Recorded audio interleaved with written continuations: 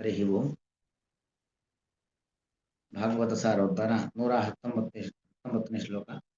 ಯೇ ಬ್ರಾಹ್ಮಣಾನ್ ಮಯಿ ಧಿಯಾ ಕ್ಷಿಪಿತೋರ್ಚಯಂತಿ ತುಷ್ಯದ್ರುದಸ್ಮಿತ ಸುಧೋಕ್ಷಿತ ಪದ್ಮವಕ್ರಾಃ ವಾಣ್ಯಾನುರಾಗಕಲಯಾತ್ಮಜವತ್ ಗೃಣಂತಃ ಸಂಬೋಧಯಂತಿ ಅಹಮಿವಾಹಂ ಉಪಾಕೃತಸ್ತೈಃ.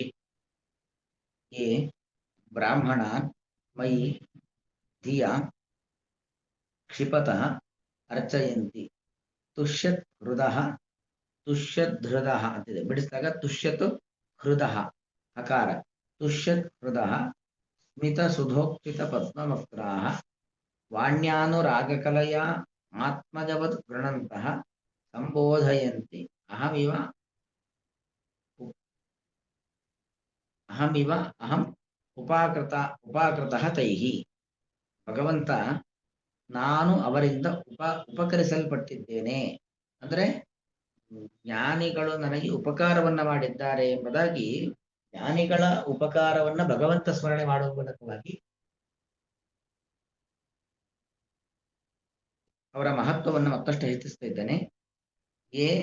ಅಂದ್ರೆ ಯಾರು ಬ್ರಾಹ್ಮಣರ ಸೇವೆಯನ್ನು ಮಾಡುತ್ತಾರೋ ಅವರಿಗೆ ಅನುಗ್ರಹ ಮಾಡ್ತೇನೆ, ಯಾರು ಬ್ರಾಹ್ಮಣರನ್ನು ನಿಂದನೆ ಮಾಡ್ತಾರೋ ಅವರಿಗೆ ಶಿಕ್ಷೆಯನ್ನು ಕೊಡ್ತೇನೆ ಅನ್ನೋ ವಿಚಾರವನ್ನು ಸಮರ್ಥನೆ ಮಾಡತಕ್ಕಂಥದ್ದು. ತುಷ್ಯತ್ ಹೃದಃ ಅಂದ್ರೆ ಒಳ್ಳೆ ಸಂತುಷ್ಟವಾದ ಮನಸ್ಸನ್ನು ಹೊಂದಿದವರಾಗಿ ಸ್ಮಿತ ಸುಧೋಕ್ಷಿತ ಪದ್ಮವಕ್ರಾಹ ಅಂದ್ರೆ ಜ್ಞಾನಿಗಳು ಹೇಗಿರ್ತಾರೆ? ಸಂತೃಪ್ತ ಹೃದಯ, ಸುಖ ದುಃಖೇ ಸಮಯಕೃತ್ವ, ಲಾಭಾಲಾಭೋ ಜಯಾಜಯ, ಸುಖ ಬರಲಿ ದುಃಖ ಬರಲಿ, ಲಾಭ ಆಗ್ಲಿ ನಷ್ಟ ಆಗ್ಲಿ ಎಲ್ಲಾ ಸಂದರ್ಭದಲ್ಲೂ ಕೂಡ ಏನಾಗಿರ್ತಾರೆ? ಸಮಾನವಾಗಿರ್ತಾರೆ. ಹೀಗೆ ತುಷ್ಯತ್ ಹೃದಯ ಸಂತುಷ್ಟರಾದ ಮನಸ್ಸನ್ನು ಹೊಂದಿದವರಾಗಿ ಸ್ಮಿತ ಸುಧೋಕ್ಷಿತ ಪದ್ಮವಕ್ರಾಹ.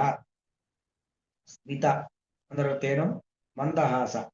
ಸುಧಾ ಅಂದ್ರೆ ಮಂದಹಾಸವೆಂಬ ಅಮೃತ. ಸುಧಾ ಶಬ್ದಕ್ಕೆ ಅಮೃತ ಅಂತ ಅರ್ಥ. ಮಂದಹಾಸವೆಂಬ ಅಮೃತ ಅದರಿಂದಾಗಿ ಕುಕ್ಷಿತ ಅಂದ್ರೆ ಅರ್ಥ ಏನು? ಎಲ್ಲ ಕಡೆ ಸಿಂಪಡಿಸಲ್ಪಟ್ಟದ್ದು. ಕ್ಷಿಪ ಸೇಚನೆ ಅಂದ್ರೆ ಎಲ್ಲ ಕಡೆ ಮುಖದಲ್ಲಿ ಸಂಪೂರ್ಣವಾಗಿ ಮಂದಹಾಸವೆಂಬ ಅಮೃತ ಇದೆ. ಅಂತಹ ಪದ್ಮವಕ್ರಾಹ, ಪದ್ಮ ಅಂದ್ರೆ ಕಮಲ ಅಂತ ಅರ್ಥ. ಕಮಲದಂತಹ ಕೋಮಲವಾದ ಮುಖವನ್ನು ಹೊಂದಿರತಕ್ಕಂಥ ಜ್ಞಾನಿಗಳು, ಇಂತಹ ಜ್ಞಾನಿಗಳು ಹೀಗಿರ್ತಾರೆ. ಇನ್ನು ಅವರು ಅನುರಾಗ ಕಲಯ ಅನುರಾಗ ಅಂದ್ರೆ ಅರ್ಥ ಏನು? ಪ್ರೀತಿ ಅಂತ ಅರ್ಥ. ಭಕ್ತಿಪೂರ್ವಕವಾಗಿರತಕ್ಕಂಥ ಪ್ರೀತಿ. ಕಲಾ ಅಂದ್ರೆ ಅರ್ಥ ಏನು? ಕಲಬಂಧನೆ ಅಂತಕ್ಕಂಥ ಧಾತು. ಅನುರಾಗ ಕಲಯ, ಅನುರಾಗ ಅಂದ್ರೆ ಪ್ರೀತಿ ಎಂಬ ಒಂದು ಬಂಧನ. ಪ್ರೀತಿ ಎಂಬ ಬಂಧನದಿಂದಾಗಿ ಅನುರಾಗ ಕಲಯ ಆತ್ಮಜವತ್ ಗೃಣಂತಹ ಅಂದ್ರೆ ಭಗವಂತ ಹೇಳ್ತಕ್ಕಂಥ ನನ್ನನ್ನ ಆತ್ಮಜವತ್ ಗೃಣಂತಹ, ತನ್ನ ಮಕ್ಕಳು. ಆತ್ಮಜ ಅಂದ್ರೇನು? ಆತ್ಮನಃ ಜಾಯತೆ ಜಾಯಂತಿತೆ ಆತ್ಮಜಾಹ, ತನ್ನಿಂದ ಹುಟ್ಟುವವರು. ತನ್ನ ಮಕ್ಕಳಂತೆ ನನ್ನನ್ನ ಗೃಣಂತಹ, ಗುರುಶಬ್ದೆ ನಿರಂತರವಾಗಿ ಮನೆಯ ಮಕ್ಕಳನ್ನು ಕರಿತಾ ಇರ್ತೀವಿ. ಹಾಗೆ ಮಕ್ಕಳು ಕಾಣಲಿಲ್ಲ ಅಂದ್ರೆ ಗಾಬರಿ ಆಗ್ತೀವಿ. ಮಕ್ಕಳ ಆಟ ಪಾಠ ಅದರ ಮೂಲಕವಾಗಿ ಖುಷಿಯನ್ನು ಪಡ್ತೇವೆ. ಹಾಗೆ ಅವರ ದುಃಖಕ್ಕೂ ಅವರ ಖುಷಿಗೂ ಎಲ್ಲಾ ಸಂದರ್ಭಗಳಲ್ಲೂ ಕೂಡ ಆತ್ಮಜವತ್ ಗೃಣಂತಹ, ಒಬ್ಬ ತನ್ನ ಮಕ್ಕಳನ್ನ ಯಾವ ರೀತಿಯಲ್ಲಿ ಕರೀತಾರೋ ಹಾಗೆ ಪ್ರತಿಯೊಂದು ಸಂದರ್ಭದಲ್ಲೂ ಕೂಡ ರಾಮ ಕೃಷ್ಣ ವೇದವ್ಯಾಸ ಅಂತ ನನ್ನನ್ನೇ ಸ್ಮರಣೆ ಮಾಡ್ತಾ ಇರ್ತಾರೆ. ಆತ್ಮಜವತ್ ಗೃಣಂತಹ, ನನ್ನ ನಾಮ ಸಂಕೀರ್ತನೆ ಮಾಡ್ತಾ ಇರ್ತಾರೆ, ನನ್ನ ಕಥೆಯನ್ನು ಹೇಳ್ತಾ ಇರ್ತಾರೆ, ನನ್ನ ಸ್ತೋತ್ರವನ್ನ ಮಾಡ್ತಾ ಇರ್ತಾರೆ, ನನ್ನ ಪ್ರಶಂಸೆ ಮಾಡ್ತಾ ಇದ್ದಾರೆ.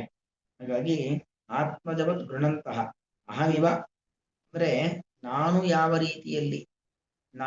ರೀತಿಯಲ್ಲಿ ಸಂಬೋಧಯಂತಿ, ನಾನು ಯಾವ ರೀತಿಯಲ್ಲಿ ಜ್ಞಾನಿಗಳಿಗೆ ಗೌರವವನ್ನು ಕೊಡ್ತೀನೋ ಅದೇ ರೀತಿಯಲ್ಲಿ ಸಂಬೋಧಯಂತಿ.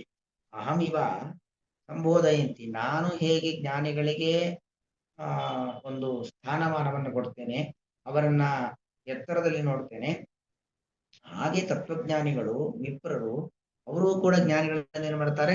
ಬಹಳ ಎತ್ತರವಾಗಿ ನೋಡ್ತಾರೆ. ಅಹಮಿವ ಗೃಣಂತಹ, ನಾನು ಹೇಗೋ ಅದೇ ರೀತಿಯಲ್ಲಿ ಇರತಕ್ಕಂಥವರು. ಸಂಬೋಧಯಂತಿ, ನನ್ನಂತೆ ಅವರು ಕೂಡ ಇರ್ತಾರೆ.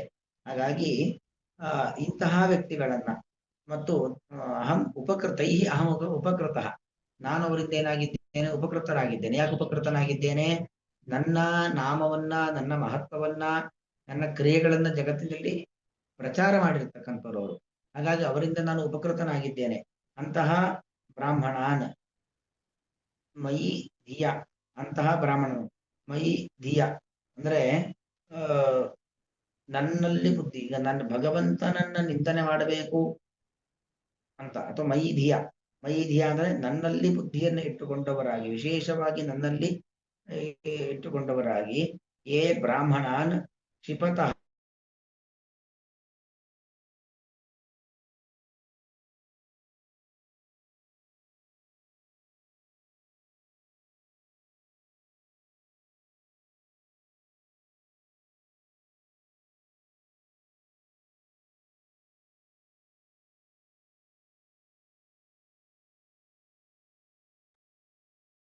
ಹೇಳ್ತಿಲ್ಲ ಅಲ್ಲ.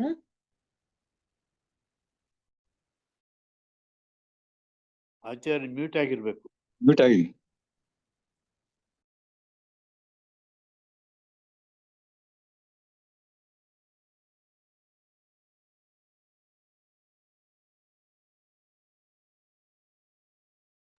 ಸರಿ, ಕೇಳ್ತಾ ಇಲ್ಲ.